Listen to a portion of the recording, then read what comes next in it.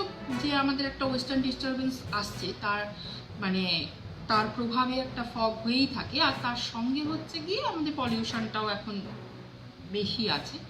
এর প্রভাবে আমরা আজকে পুরো নর্থ ইন্ডিয়া জুড়েই ফগ পেয়েছি, এবং আমাদের এখানেও নর্দার্লি বাতাস রয়েছে, যেহেতু সামান্য বাতাসের স্পিড খুব একটা বেশি নেই, কিন্তু ডিরেকশনটা নর্দার্লি আছে, নর্থের দিক থেকে বাতাসটা আসছে, যার ফলে ওদিক থেকে ফগটাও এসছে, ফলে এখানে ফগ এসেছে এবং টেম্পারেচারটা না বাড়ার কারণে ফগটা কেটে যেতে পারেনি। ফগটা কাটার জন্য প্রধানত রোদ উঠতে হবে, টেম্পারেচারটাকে বাড়তে হবে, তবে তো ফগটা কাটে। যদি টেম্পারেচারটা কমই থাকে তাহলে তো ফগটা কাটতে পারে না। ধরুন এখন ফগটা কেটে যাবে, কারণ হচ্ছে এখন বেশ অনেকক্ষণ হয়ে গেল যে রোদটা উঠে গেছে, তাই জন্য ফগটা কেটে যাচ্ছে আস্তে আস্তে। সেই কারণেই মূলত আজকে ফগটা ছিল। আর একটা আজকের পূর্বাভাস সম্পর্কে আর কি, যেটা টেম্পারেচারটা আজকে মোটামুটি দিনের তাপমাত্রাটা আমরা আশা করছি কলকাতাতে 21 ডিগ্রি সেলসিয়াসের কাছাকাছি থাকবে, যেটা কালকের তুলনায় বেশ অনেকটা কম।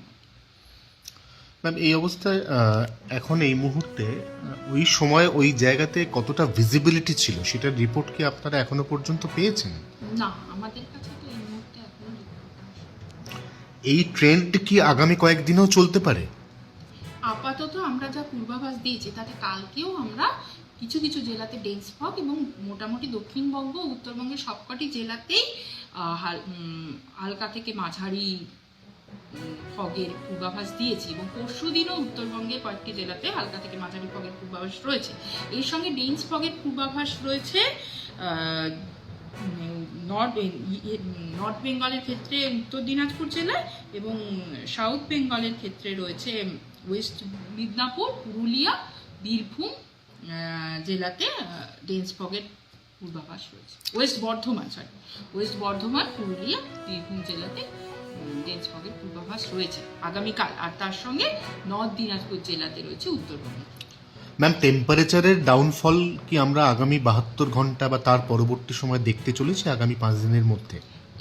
আজকে যেমন সর্বোচ্চ তাপমাত্রাটা একটা অস্বাভাবিক রকমভাবে অন্য দিনের তুলনায় একটু ফল করেছে, অস্বাভাবিক বলবো না, কালকের তুলনায় আজকে বেশ অনেকটা নিচে রয়েছে। কালকে 26 ডিগ্রি সেলসিয়াসের কাছাকাছি ছিল, সেই জায়গায় আজকে 21 ডিগ্রি সেলসিয়াসের কাছাকাছি এসে গেছে।